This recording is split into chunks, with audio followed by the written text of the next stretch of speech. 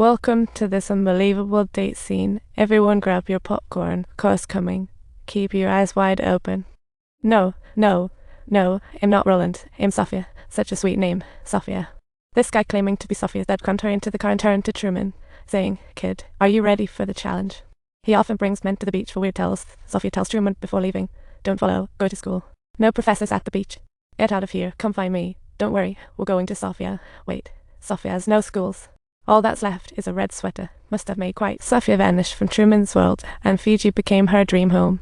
Holidays and Mom's illness kept her from Fiji. The director didn't miss the main act Truman and his wife married. To remember Sophia, she hid a puzzle behind the wife's photo frame, definitely an artist at heart. She loved buying magazines because Truman's serious puzzle efforts had Sophia on the other side of the screen blushing with joy. While Truman drove to work, the radio suddenly stuttered, switching to a monitoring Truman voice. What a dramatic twist. Everything around felt unbelievable. The radio quickly explained, "Technical glitch, folks. Don't worry. Safety first." The headline at the newspaper is about Lou Langhand being expelled. Truman thinks to himself, this is just too weird. It seemed someone was manipulating things. Truman decided to challenge fate by entering the company's revolving door, but hesitated and circled around. He finally made his way back outside. Though he had never seen the outside world, it felt so familiar. Everything in front looked like a machine running, and Truman was trying to catch the slightest hint. He noticed someone sneaking around to watch him, and at that moment he realized all that was around him was on repeat and planned his escape. Just as he was about to leave, a bus suddenly zoomed by, but Truman was unfazed, thinking, a green car, why wouldn't it? His confidence grew stronger, so Truman barged into a company he'd never been to. Everyone got nervous. A guard asked hurriedly, "What's missing?" Truman thought, the script's too silly. Seeing this, Truman dashed into the elevator, only to find it was the show's backstage. Such an obvious scene.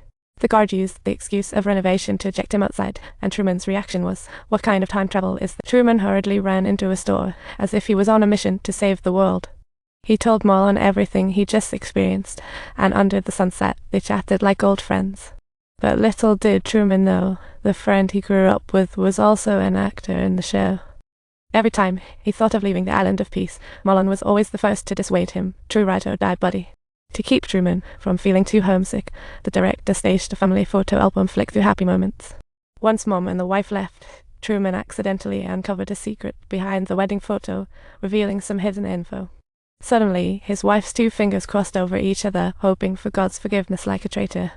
This meant their wedding vow was worthless. A decade of marriage was just a setup, and Truman planned to uncover the truth. Just before leaving, Truman casually said, "I'll pray for you," and his wife froze instantly. But soon she put on her professional smile and hurried off to work. To validate his suspicions, Truman hopped on his bike, quietly tailing her like a detective on a case. He said his wife worked at the hospital, but was blocked by a nurse, feeling like he entered the hospital threshold world. As Truman predicted, he decided to feign leaving and investigate as soon as the nurse turned around. The nurse looked as nervous as a cat on a hot tin roof, dashing to the surgery room. Strangely, the corridor was blocked by staff and wheelchair patient. Truman reached the surgery room, only to find an abnormal scene on the screen as the patient suddenly sat up, leaving him dumbfounded. At that moment, Truman realized even his wife's profession was fake. He decided to go even further and planned to buy a ticket. On the wall of the travel agency, posters of airplane crashes were plastered, chilling to the bone. The staff stated it's peak season for travelers, and flights to Fiji would take at least a month to get.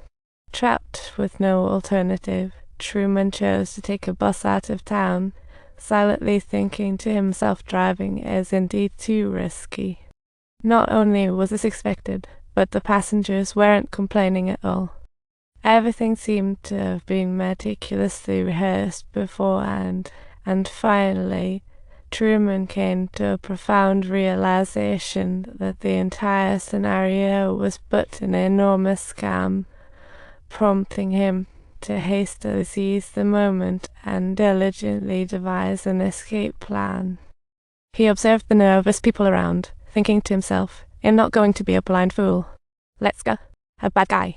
Truman was determined for Fiji, and his wife agreed, but said they needed to save.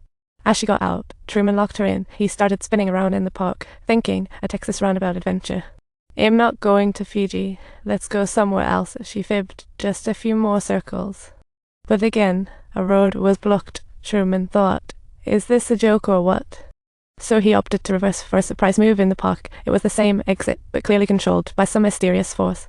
Arriving at the ocean bridge, Truman thought, today will be the day.